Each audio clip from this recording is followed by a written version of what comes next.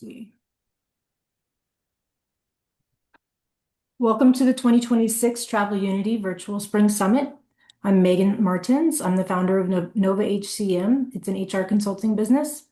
I also have the honor of working on the board of directors with Travel Unity.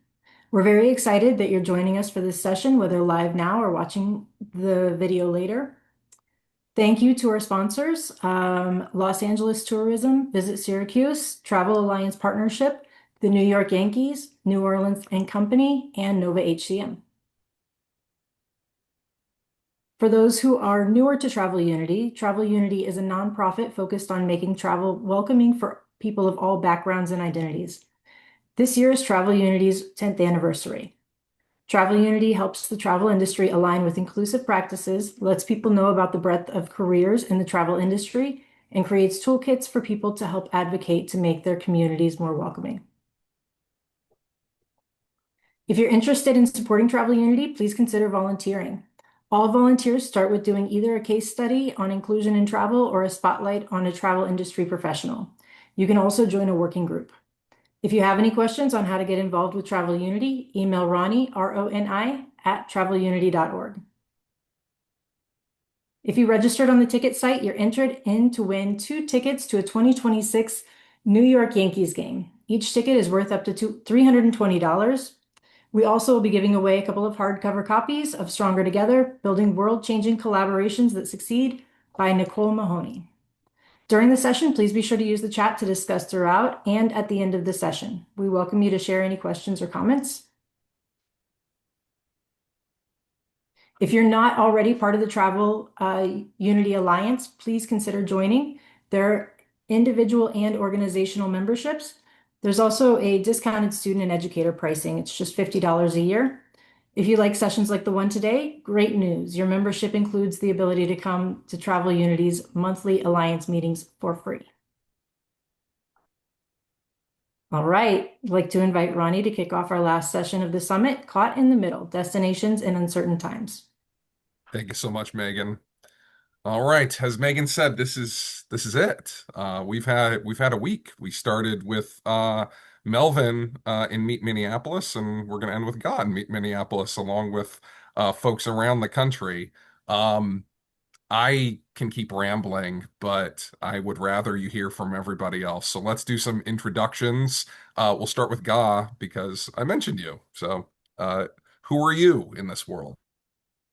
Thank you, Ronnie, and to all the folks here joining us on Zoom, Nyajong. That's hello in my native language, Hmong. I'm a proud Hmong American. The Hmong people have been in the United States since 1975 after the Vietnam War, and a lot of us settled in Minneapolis and St. Paul. And actually, the Twin Cities is home to one of the largest um, Latino communities that in the Midwest, and also the largest urban Indian communities. And actually, that's one of the reasons why we were targeted for federal occupation. And so I'll talk about that later. I've been with Meet Minneapolis for 3 years. I am the Vice President of Equity and Community Impact, and I'm glad to see all of you here today. I'm just gonna either popcorn it back to Ronnie or popcorn it to Roz. Which one of you want to take It's it? both. I was going to go to Roz anyway, so I whatever we're love it. calling this, Roz is next.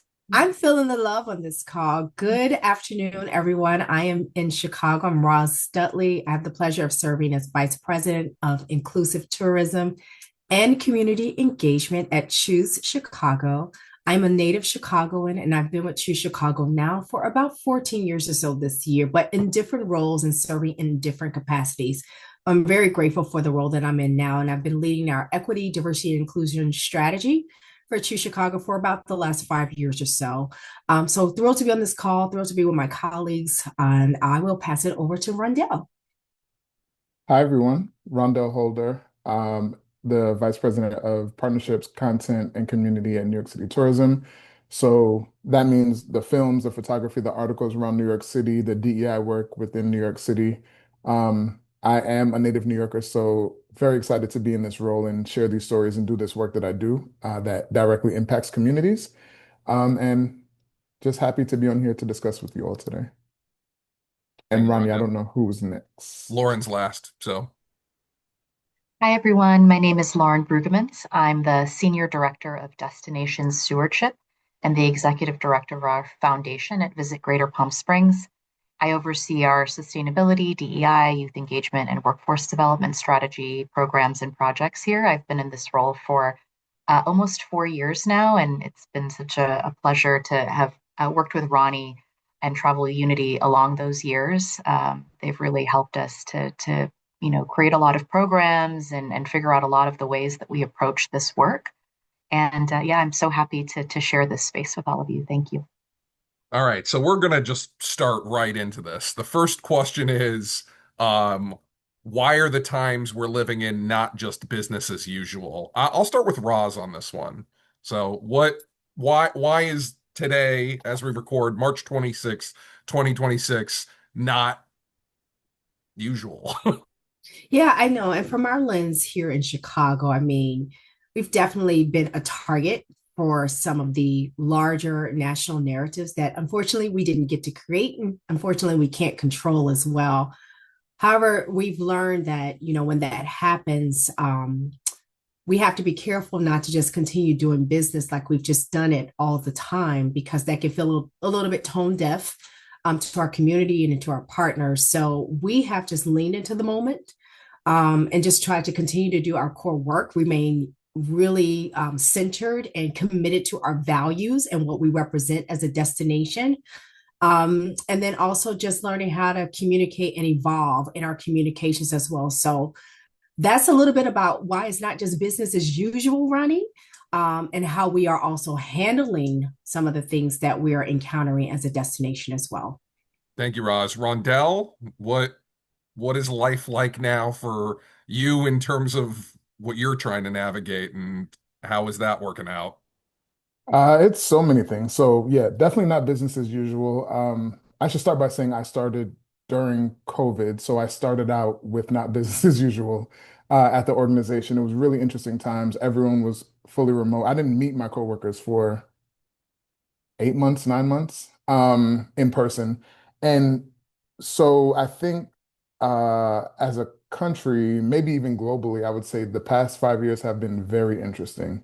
And the things that we're going through right now, um, I think we definitely can't we definitely can't work as business as usual. We have to really think about what people are going through on an individual level, what communities are going through. All of us on this call are very close to communities, whether it's through storytelling or business development. Everyone in our cities are impacted directly by the work that we do. Um, and so we have to keep that in mind, as well as internally with our staff, just making sure that we offer grace and are considerate and are keeping in mind, again, individual circumstances that people might be affected by. And that has to go with situations that are happening within our country, within our cities, but also situations that are happening overseas, if folks are connected to those communities, which is definitely the case in New York. New York City is a city full of immigrants, including myself. My family is not from here. So keeping that in mind as things happen globally as well, just to make sure that we're keeping our coworkers, local communities, city in mind with everything that we're doing. Thanks, Rondell. So I want to go to Lauren with um adding on to this question for you to do a little deeper dive, because I think what's different about your guys' destinations is if people weren't paying attention, they might just see glitz and palm trees and all of that. Chicago's got a reputation, New York's got a reputation. We know what's been happening with Minneapolis, but it hasn't been smooth sailing for you guys. There have been concerns in terms of the Coachella Valley and what's happened. So, in addition to all the rest of what's going on, can you give people more context on that? Sure. Yeah. No, I mean, it's good to, I think, recognize that we have been affected, but at the same time, we haven't seen it to the level of intensity that, so sort of other cities and regions have felt it. And just want to recognize the privilege, of living in this beautiful place, in this pocket of progressive, you know, liberal Palm Springs, that has a thriving LGBTQ plus community and a really progressive stance, and also just being in California, where a lot of rights are codified in our state constitution. So, in some ways, we feel very protected and fortunate. But on the other side, we have seen the presence of of ice here, particularly in the eastern part of our valley, where we have a large agricultural community that are so critical, not just to feeding us, but feeding the rest of the nation, feeding the rest of the world. So, we're all affected by that as a community. And, our friends and our family members that are going through strife. And, as Rondell mentioned, I think it is about these individual stories and how that affects us, and that those daily sort of traumas that we're all kind of seeing on social media and feeling, and then having to go to work and do work, and how challenging that can feel. So I think it always comes down to the individual collection of humans that are going through these traumas in different ways together. Thanks, Lauren. Ga, I feel free to be as introductory or as deep as you want to be, but what has 2026 been like for you personally? I know I've seen, on LinkedIn, you sharing a lot there. So yeah, however you want to answer that. Sure, I could talk about the impact for me personally, and then connect it back to the DMO that I work for, Meet Minneapolis. So um, personally, I think myself and also the communities of St. Paul, Minneapolis, we've been through a collective trauma together. We, had one of the most intense federal occupation, at least for our geography of how small we are really as a community compared to Chicago, which was also occupied. But there was just, over between 3,000 to 5,000 ICE and Border Patrol forces here in the Twin Cities, and just people that I know personally. So this is people in my own family, and my friends and relatives. People in my neighborhoods were detained, and some of them were actually shipped off. They had no due process. So yeah, they disappeared. And you just try to find out where they are, and next thing you know, they may be at some kind of holding facility in Texas or California, Rouse, and then they're in Laos and Thailand.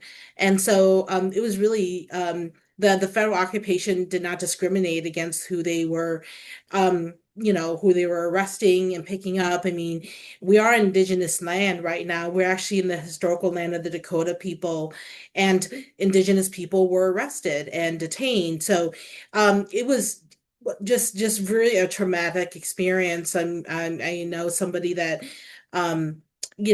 close to me that actually swallowed their air tags just so when they're arrested so that people could trace them, was eventually traced to Texas, and then the air tags kind of went out, and so all sorts of stuff. Even for my own children, it was, really traumatic as a mother to have to explain to them what would happen if I was detained. I am a citizen of this country. I'm a naturalized citizen, but that does not matter.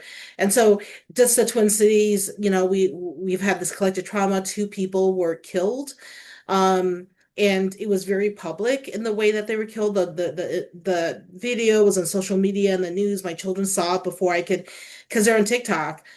Before I even get to them and try to explain it. So one of the ways that we as Meet Minneapolis have tried to address that trauma is that we brought in a mental health worker to do a session with our team to take us to collectively together through a process of healing.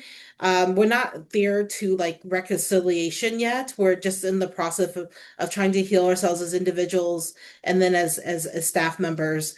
I hope that the healing and the reconciliation happens, and we've offered a lot of resources for our team members here at Meet Minneapolis. Thank you, Ga. So I want to go deeper into sort of how this has impacted the professional side, the work, your roles, etc.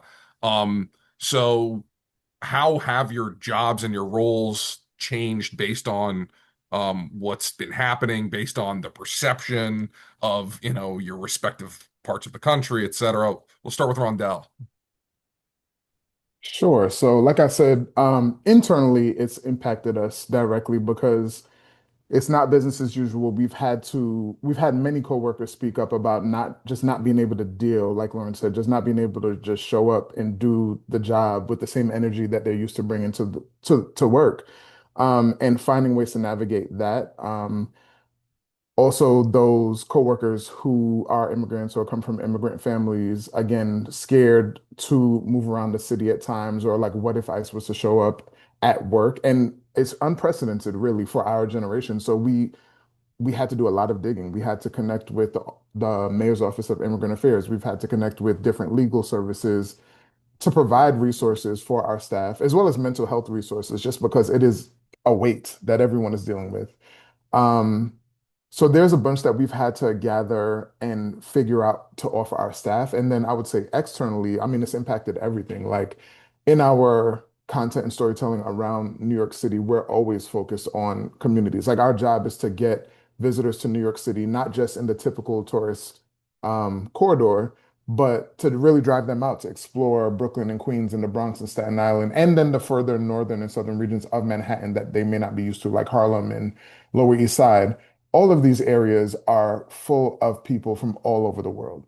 And so when we're highlighting a small business owner, a restaurant owner, a clothing store, we dive into their stories in all aspects. And a lot of times people are talking about their heritage and their pride, especially as it relates to like food related businesses, right? Because that is literally tied to their product. And so we've had to think about how are we highlighting, but also offering support and a certain level of protection and guidance for those people from around the world that we're highlighting. Usually, when we highlight someone in our work, they sign a release that says, let's say we took your photo or took a video for a specific article, but typically it's rights to use it in presentations and out of home marketing. So we've had to go the extra layer even if folks have signed off on that, just to double check and triple check, like, hey, we would love to use your image in a billboard, but just want to double check to make sure that you're okay with that, given all the sensitivities that we have right now. So it's impacted every layer of our work internally and externally. Ga, I think you told a story about why it was so important to not highlight folks because of retribution, right? Yes, so retribution was very real. It still is real. And so what we were seeing locally is that if you had a business, whether they're BIPOC owned or immigrant owned or white owned or women owned, and they would do a fundraiser or some kind of charity or giveaway or gathering, immediately within just a few hours, they would that location, that businesses would be attacked. And I mean literally attack. I mean people with guns and like a military kind of attack would actually converge. And I'll just give an example because they're actually a well-known business, but Rectangle Pizza, they won the Good Morning America Pizza of the Year award, really famous. And they're women-owned and white-owned business, and they did a fundraiser, and they even spoke about this, which was were they going to do this fundraiser because they might be attacked. And sure enough, within just a day, they were attacked. And there's actually videos of ICE agents attacking Rectangle Pizza that's on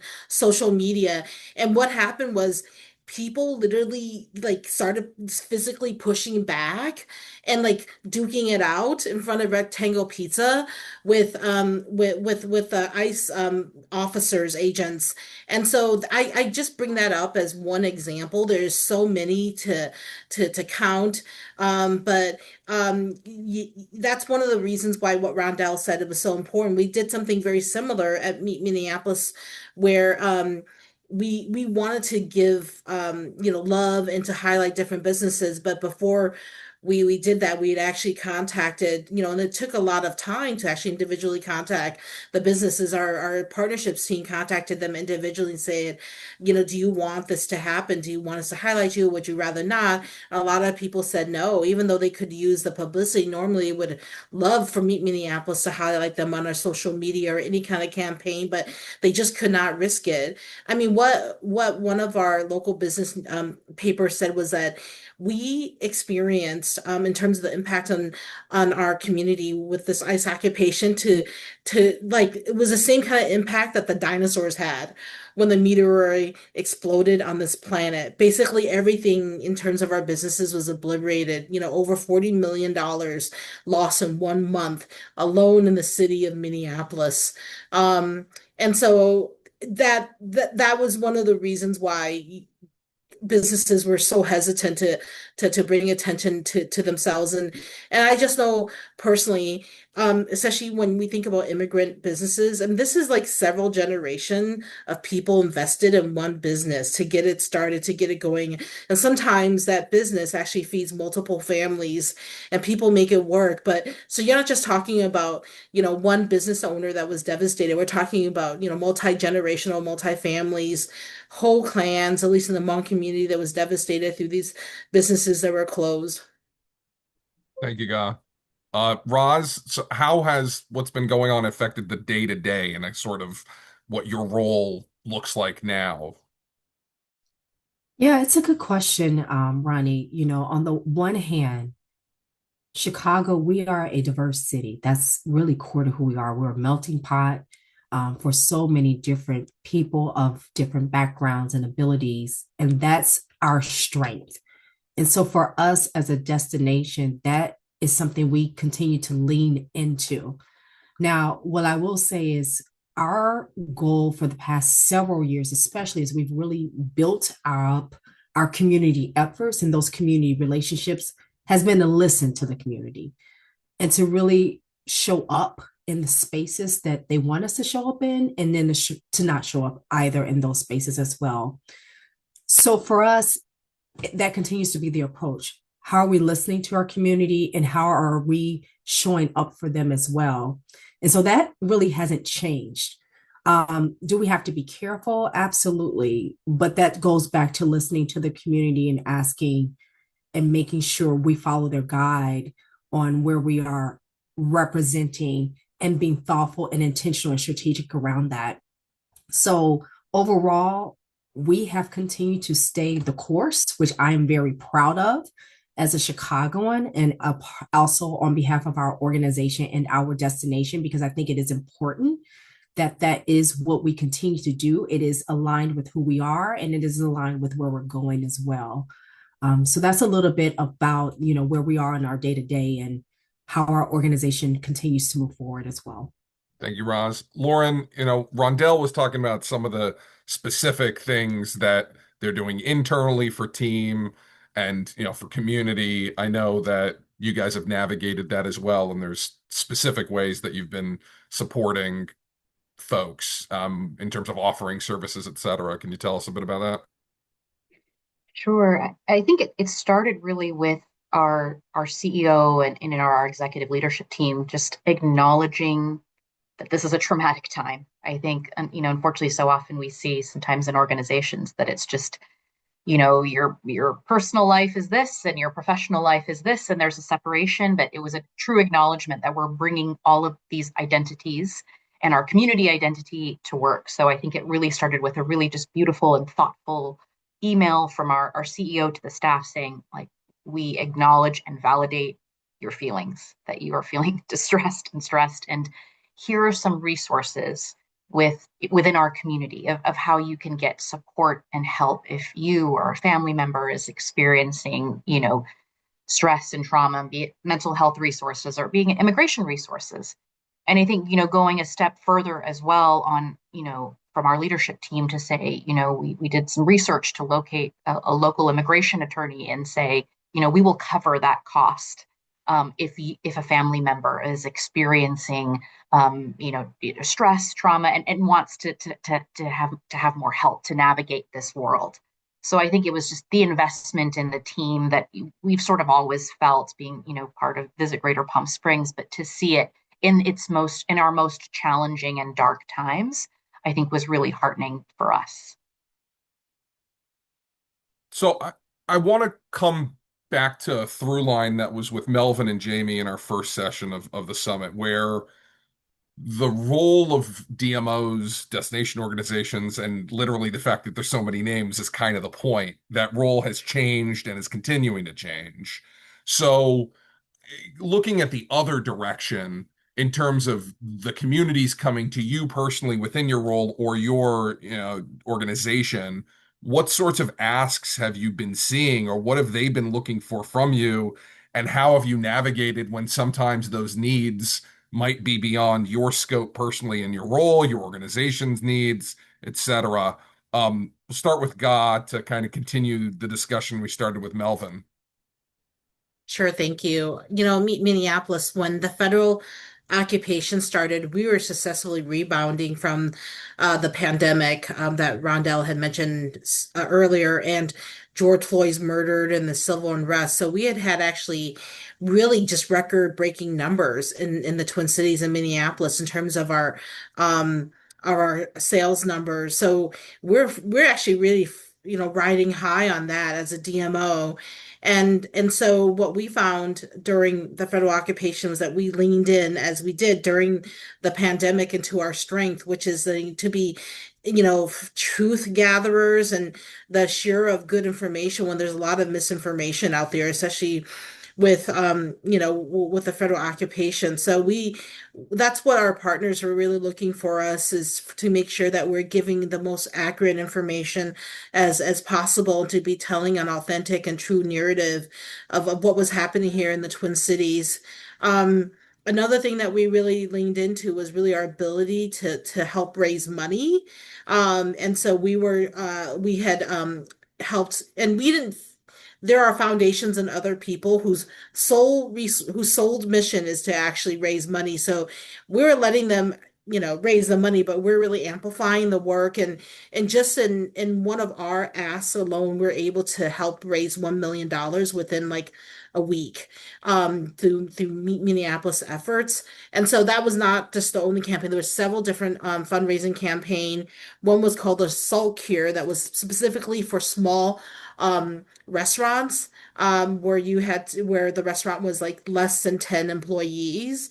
And so we're really using our ability to amplify and tell stories to help small businesses. And with regards to something that was said earlier, in terms of, I thought about this, about the impact of us doing our work day to day, is that we had I don't want to diverge, but I'll just say it quickly, is that we had some staff members who were driving people who were immigrants to work, before they came to work. We had staff members who were buying food and delivering it to their neighbors or to even strangers before they came to work. So it was really difficult for us to ask our staff to still be working as though it was just normal. And I think that everybody tried their very best. Thank you, Ga. I Rondell, you can correct me if I'm wrong here, but I feel like New York City tourism is much more lean toward marketing and less management, and there might be some nuance there, but um, I guess within that context of my understanding of you guys as a DMO, how are you navigating these additional needs that people might have, and what is an appropriate lane?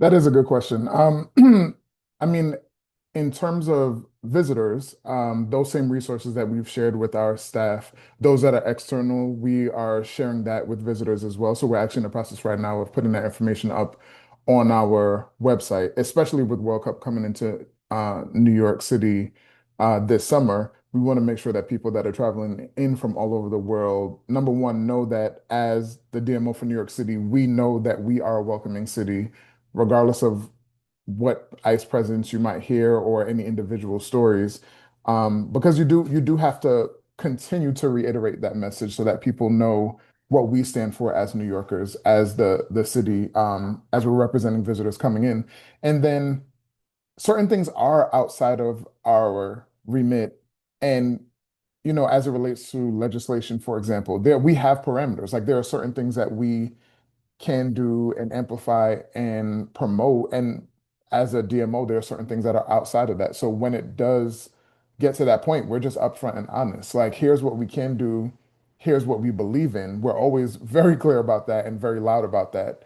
But things outside of our remit, we just have to say that that's what it is.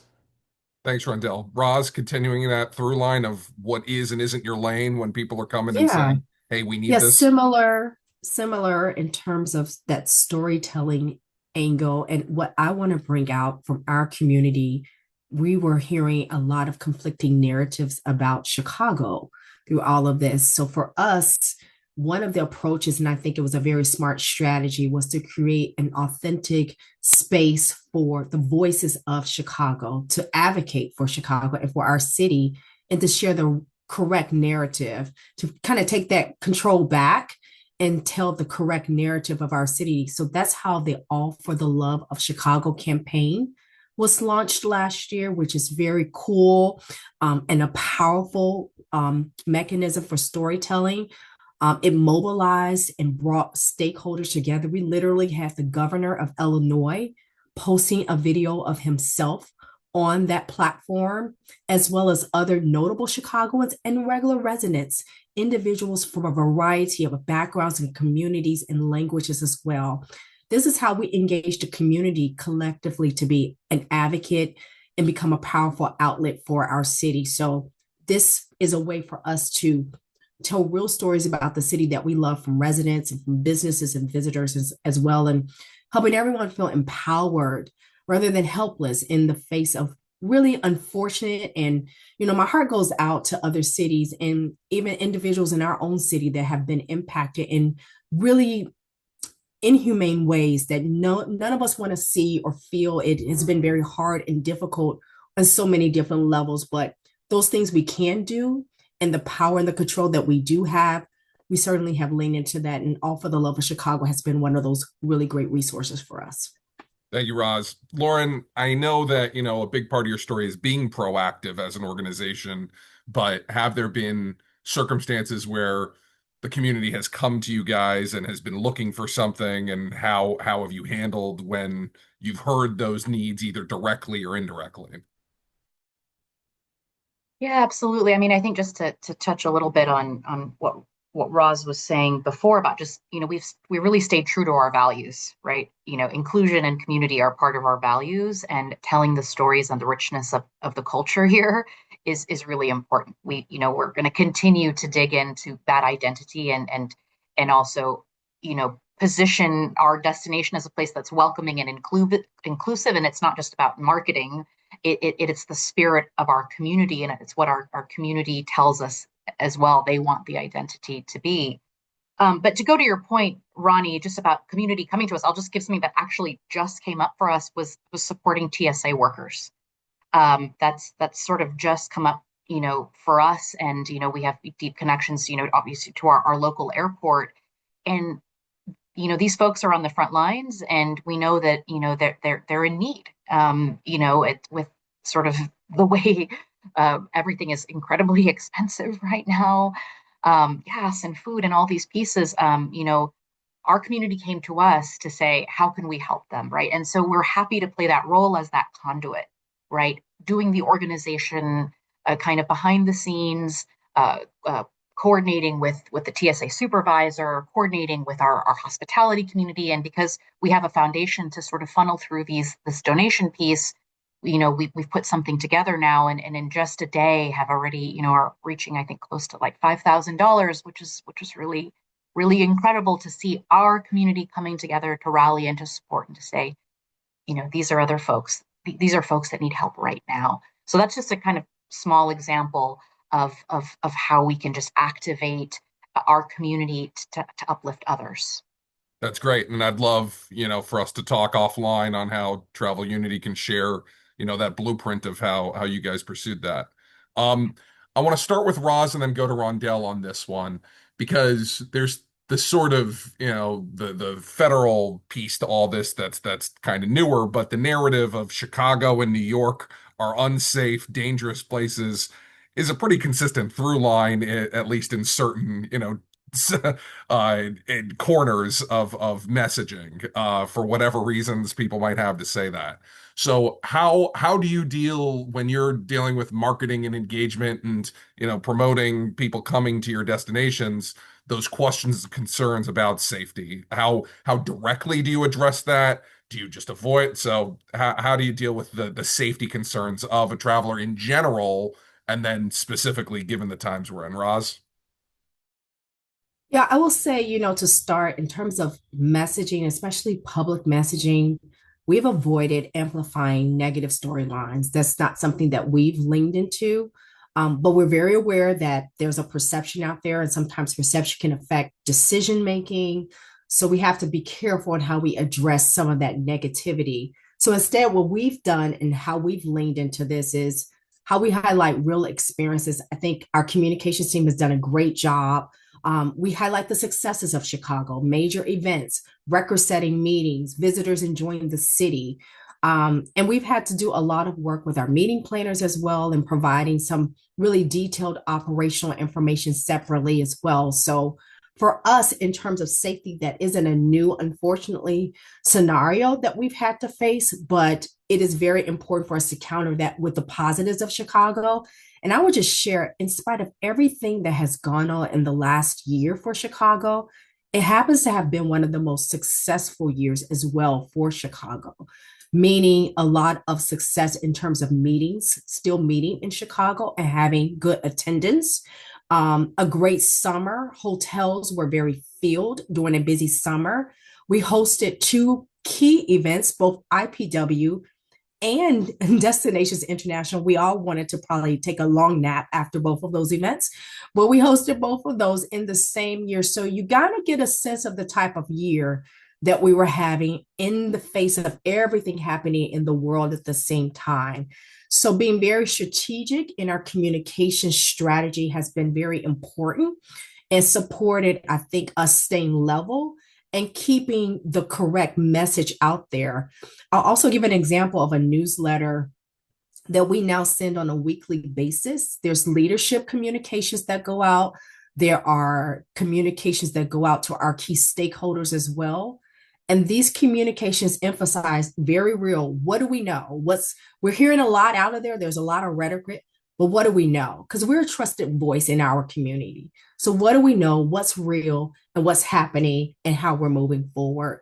And so that's been, I think, a great tool and help to keep not only our key stakeholders informed and supportive and feeling empowered to visit our city, along with all of their delegates and attendees and exhibitors, but also the leisure side, the general visitors that are also looking to come to Chicago as well. So I'll stop there. Thanks, Roz. Narissa, did you want to say something about Chicago in particular? Go for it. Oh, well, not about Chicago, although Roz, I do know one of your former colleagues, Glenn. Uh, I'm a fellow Wolverine, but I do have a question, and this is for all of the panelists because you were mentioning how listening to the community is really important. And my question is, when listening to the community, how do you encourage people to share and trust you enough to share with you? And in addition to that, how do you know that your request is reaching those who need to be heard the most? Who wants to start with that one? I'm happy to kick it off. And then, of Thanks, course, Roz. my colleagues can join in. So Narissa, for me, when I first started in the space of equity, diversity, and inclusion now 5 years ago, I remember one of my key goals was to add more businesses to our partnership program because as a DMO, most of us are member models. And so, and this was from these were diverse businesses we were going after in underserved communities. So I remember one of the earlier conversations that I had with one business, for example, in one of our diverse communities. They told us very straightforward, True Chicago doesn't care nothing about us. And guess what? I had to take a look at that. It was a hard pill to swallow, but I had to listen and I had to say, okay, tell me more. Tell me why you feel that way. Let me hear more about where you're coming from and take that feedback back to my team so that we can do better and improve upon it. Now, 5 years fast forward, they are one of our key supporters of our city and of our community. And we have a really good relationship with them. So I think it's being honest. And when people tell you honest feedback that you may not want to hear, just listen and take that back to your team because that's their perception. And there's probably some truth in it, but we just have to see where we can improve. But I also want to say that trust takes time. It takes time. It's not an overnight thing. And it's not a cookie cutter thing. It's not a tokenism. It's not just we do this one thing and then now we want, it takes time and it's consistent, and it's consistently showing up for them in the spaces that they want you to be in as well. Sometimes we want people to come into our spaces and be who we need them to be, but it works both ways. It's a relationship, and they have to feel that as well. I think Roz had a lot of great points. Yeah, Rondell? I was literally going to say everything that Roz said. I don't even feel like I should speak anymore, but I will just double down on the very last thing that Roz said, which is relationships take time. And that is something, so I started, my role was multicultural content specifically when I first started, and then expanded into more DEI. And when we were doing outreach for our content, one of the first things I noticed were, number one, if my role was highlighting diverse businesses, so that's Black, Latino, Asian, LGBTQ plus, et cetera, a lot of these businesses didn't know who we were, or if they did know who we were like, why do we care? Why are you all of a sudden reaching out? Because it's whatever month or tentpole time of year that people tend to reach out to the same places over and over. And that is something that I had to bring back to our team, that listening and say, listen, okay, for example, we have a series called Trans Voices, where we're highlighting leaders in the trans community in New York City. The very first time that we reached out, I can't remember who the person was, but their initial response was, listen, I'm not a token. I don't know why all of a sudden you want us to be highlighted. I don't understand what this is. And at first it was like, dang, like we're trying to do a good thing. But the key takeaway to Roz's point, you have to listen and then understand, pull out the part that is really the truth. So we know we have the best intentions, but have we highlighted this community before? Have we showed up in their spaces before? Have we showed up to any rallies? Do we know the community leaders? Have they seen our faces more than once or twice? And if we're not doing that work, which is the work that takes time, it can take months, it can take years. Literally, Ross said everything. You have to show up in places where they are, because this is their everyday lives. This is what they're invested in and who they are.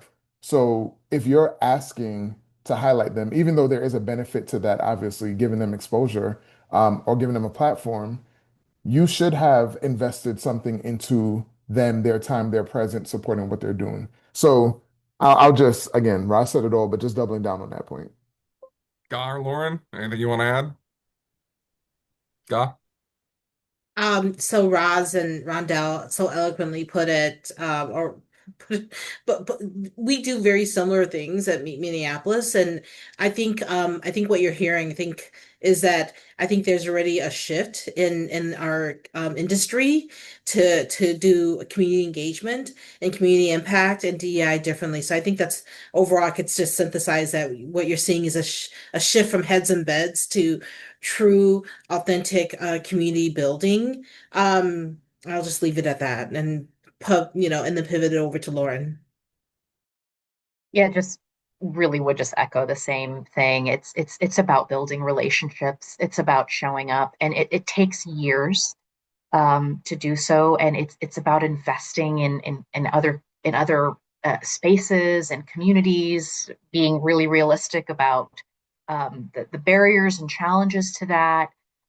I'm from Palm Springs. I was born here. I went to high school here. So, for me, a lot, it's sometimes it's kind of digging into relationships that I've had since I was a child, right? And sharing the messages of what a DMO can do and should do. But, there is sometimes a lot of misperception about hospitality and tourism and what that can mean, and the stigmas around careers in hospitality and tourism.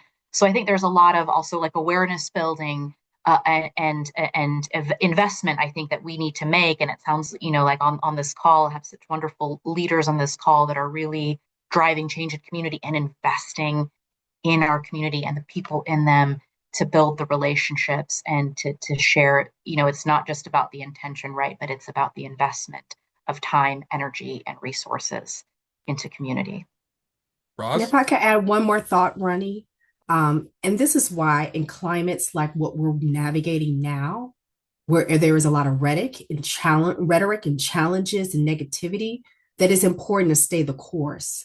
It's important to stay consistent, because you have taken that time to build that trust. So to just, shift away from that, you have to really recognize and assess the risk of doing that. because it can really counter all that you've spent time and years to build as well. And then, Marissa, just the second part of your question about asking the right questions. Um, it was something to that regard. Am I correct in that? You wanted to say, how do you ask the right questions?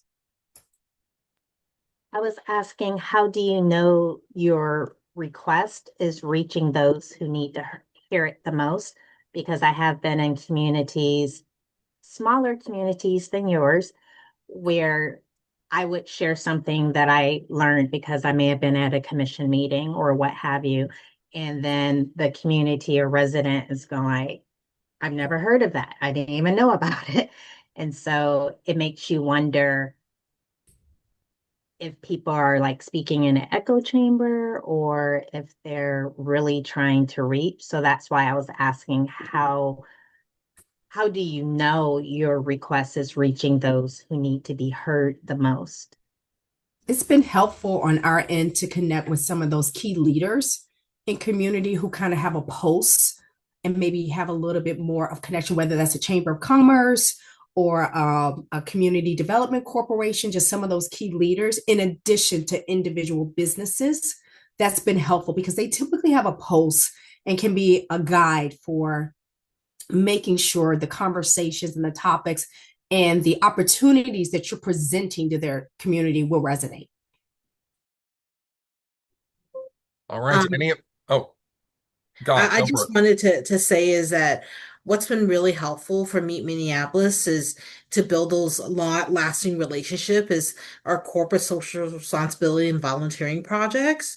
And so we don't show up thinking we're going to save any communities in particular, but we do a lot of conversations to really learn what the need in those particular communities are, and we try to meet those needs. So we've done a lot of giving, a lot of showing up, and doing work in the community through CSRs.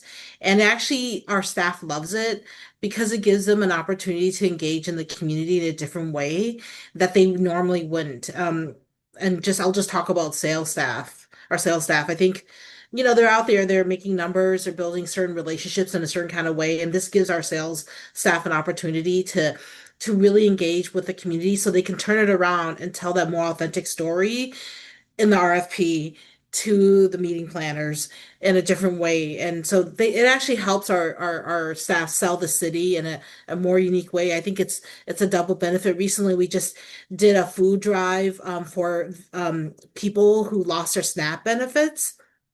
And I was and when I showed up and was dropping off one of the foods, I encountered a father with twins, and they've been hungry for 2 days because the father forgot that it was like I think it was like Memorial Day, and his twins were like three years old. So I mean, just and that one of our staff members was with me, and that this person now can tell the story.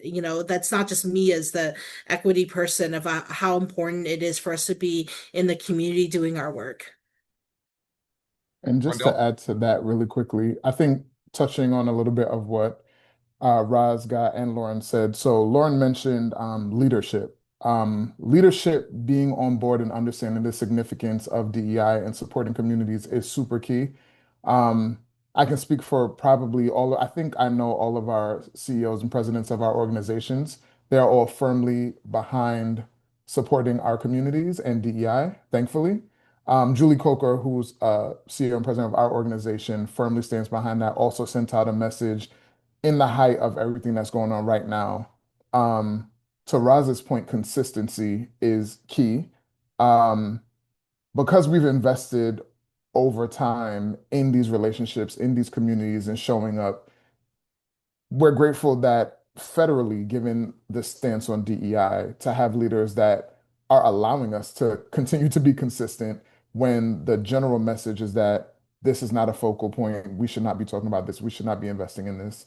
Um, and to God's point about engaging with communities, I think, yes, outside our sort of like the fundraisers and the rallies and the give back moments are super crucial, but even just engaging communities in a less, how do I describe it? Like a less pivotal time. So for example, for our internal DEI advisory board, we plan staff experiences just so people on our team can get to know communities that exist because they're so, like, all of us who live in our cities know that you can be there for 10 years and just learn about something else that you had no idea about. So for Black History Month, going up to like the Schomburg Museum in Harlem, that's like one of the biggest libraries for Black history and culture in the world. For Lunar New Year, bringing an artist into our office to have like an art demonstration, but also talking about all the cultures that celebrate Lunar New Year and what it means and how different cultures celebrate. So it's super important in that regard as well for that exposure to God's point, so that everyone, no matter what they do in your organization, can better speak to the communities that we represent, can include communities that we represent in our work as well. Rondell, we have a question chat which loops us back around to the safety thing that we were talking about. So, how do you, in your role in New York City tourism, deal with perceptions around safety?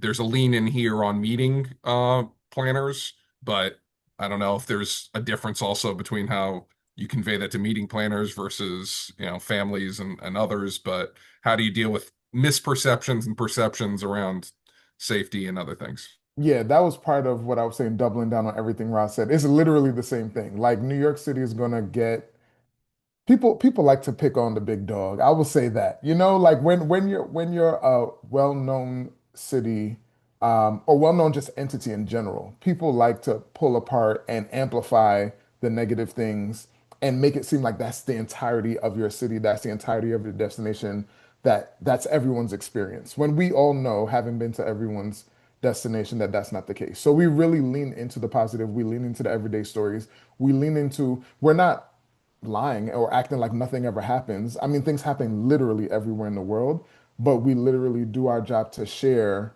what you actually can experience. What is the goodness of our destination? Why you would want to come here?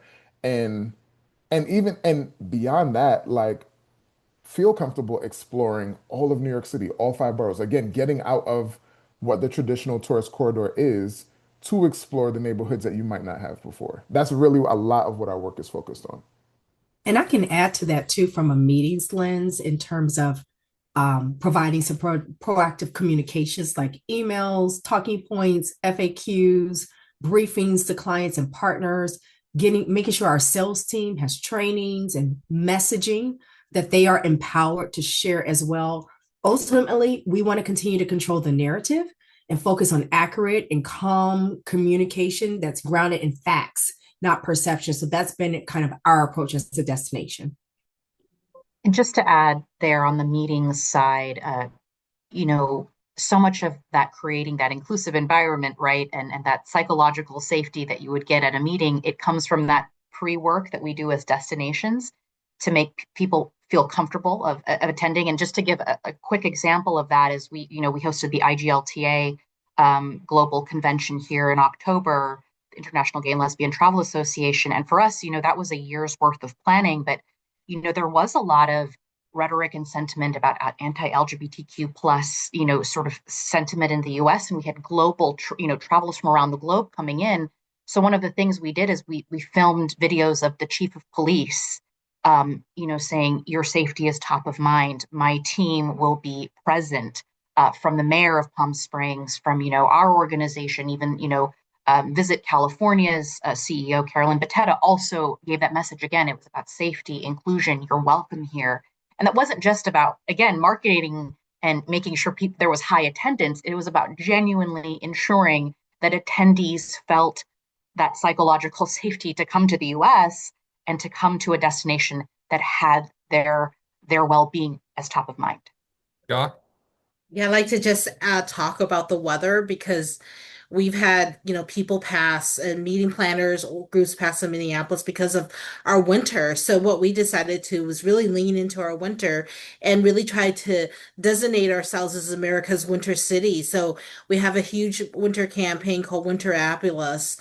And we let people know about, like naming our snowplows. This year, our snowplow name contest was I think it was a Demon Hunter Blizzard. But in the past it's been Blizzo. I mean, all sorts of fun stuff. So we really try to lean into those things that people think that they might not want to be in Minneapolis, but know that, we have all sorts of winter activities.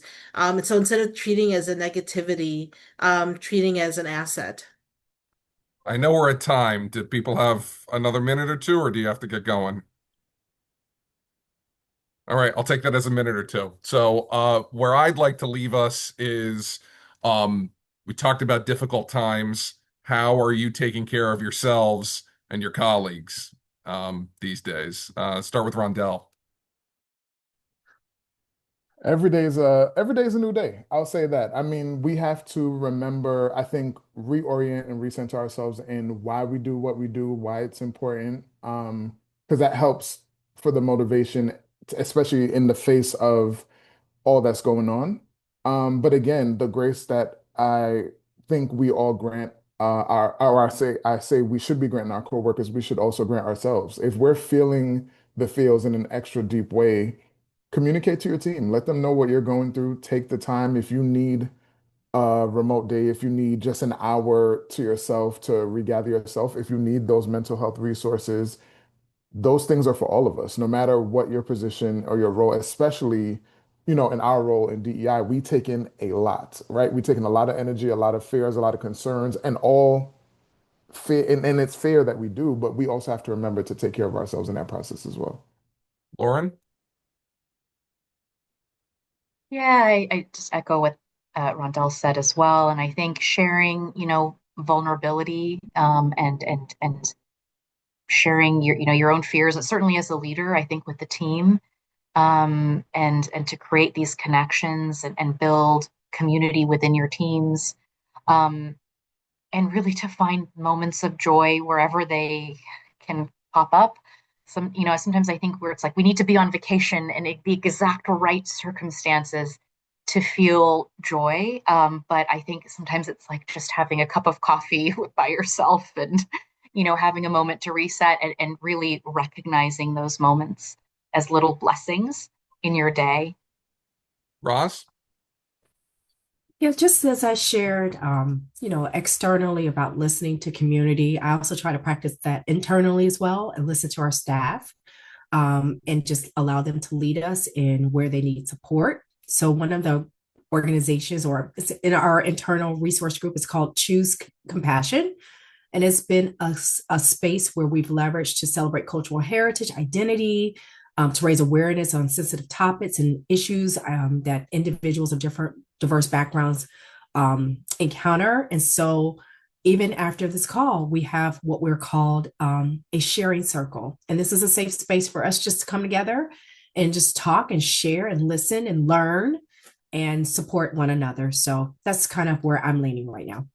Ka? Yeah, I just wanted to say that for this whole experience of ice occupation, it's been really difficult for me. I for a few weeks I used to wake up in the middle of the night screaming and crying. I had a lot of anxiety about being separated from my children. What a lot of people don't realize that the immigrant refugee experience is very difficult.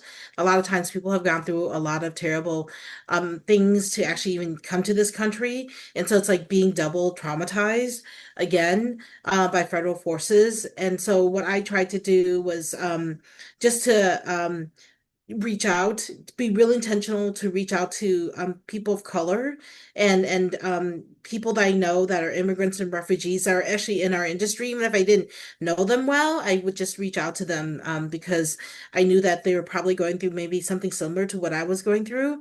Um, and then to give grace for people to people at work if they weren't showing up maybe as their best self. And I just want to acknowledge that both Rondell and Roz, they reached out to me during this process, and they didn't need to, and I really just appreciate the help that they both gave me. Yeah. Thank you. Narissa has one more question and then we'll wrap. So, Narissa. Oh, thank you, Ronnie. Uh, this goes to where all of you are on the same accord, meaning I can relate to everything that you're saying. But then what I would like to know, it goes back to the comment of ensuring that everyone feels welcome and not all destinations have the same perspective as you. So I'm curious to know what one talking point would you share to your colleagues who do more performative actions in their roles and aren't necessarily a fan of being in the community, what talking point would you share with them to motivate them to see things differently? I'm glad we took this. I think it's still on, so I'll answer it really Thanks. quickly because I know we're almost out of time. Or so We're I way just over, but yeah, to answer the I, question, yeah. I use a business argument, and I don't like leading with that, but also know that's really real. A lot of our coworkers work in an environment where they're compensated because of good numbers that they bring in. So I just try to, talk to them about the business case and how telling an authentic story of Minneapolis is actually helpful for them to get that business, and I don't pretend and I don't judge, because I don't know what their experience is. I don't know where they're coming from. Um, Personally, I do. I mean, I am an individual, so of course I'm judging, but I try not to judge in the workspace because I just try to give them the tools that they need to do their work, and I think that DEI is one of those tools. How do you convert the performative? Any other answers? I mean, I Ross? would just add, just trying to be a bridge for my team is what I've taken the approach, recognizing that small wins matter. It's sometimes you have to meet people where they are, and it takes time. So we talked about the community, and it takes time to build that trust and relationships with community. Well, sometimes internally, it can take time as well to cause change and to shape change. And so when you're shaping the change within a culture, it does. And I will say also, having leadership buy-in helps. Having leadership buy-in absolutely helps because that's going to be important to drive true change within a culture. And we've been very fortunate to have that. But if you don't have that and you're talking more so on an individual, I would look for those small wins and I would look to how I could be a bridge. Rondel or Lauren, anything to add? I mean, really quickly, because again, I just feel like I'm co-signing everyone else. But another thought that came to mind is just remembering that diversity looks different in each destination. So one question that I did receive in person at a conference, someone was like, our destination is not New York City. So how can I build a case for DEI work or to show the diversity of our city? And I'm like, every single city has diversity. Diversity, even if everyone looks the same, there's diversity of experiences, diversity of backgrounds, diversity of sexual orientation. There's so many different things that you can lean into. Like I just super quickly, a trip to Arizona and went to an indigenous reservation, and that was a mind-blowing experience for me. That's the type of diversity that we don't have in a very big way within the five boroughs of New York City because of displacement. But someone from Arizona, I'm like, that is a huge story that should be told in a very large way. So I would say to that point, every destination should be looking at DEI, regardless of how, I guess, homogenous it looks at first glance. Lauren, final thoughts on how to get somebody on board who's new to this, not thinking about it, doing it in a way we might not think is authentic? I think just making space for conversation. I think it's easy to judge or to shut down and not want to kind of engage in some of these conversations. But I think when we shut that down, we're shutting down an opportunity to learn more and to convert, right? And to build empathy. I think that for me, that's just always how I've tried to show up is being is showing up with empathy and trying to instill that in others for the work that we're doing, whether that's using the business case or other tactics or tools. But I think having the conversation is critical to doing all of this. This was our last session of our virtual Spring Summit. I thank both all of you, speakers, attendees, and everybody who's participated this year. I very much enjoyed how deep we were able to go, and I think this was the time to do it. So thank you, everybody. Thank you.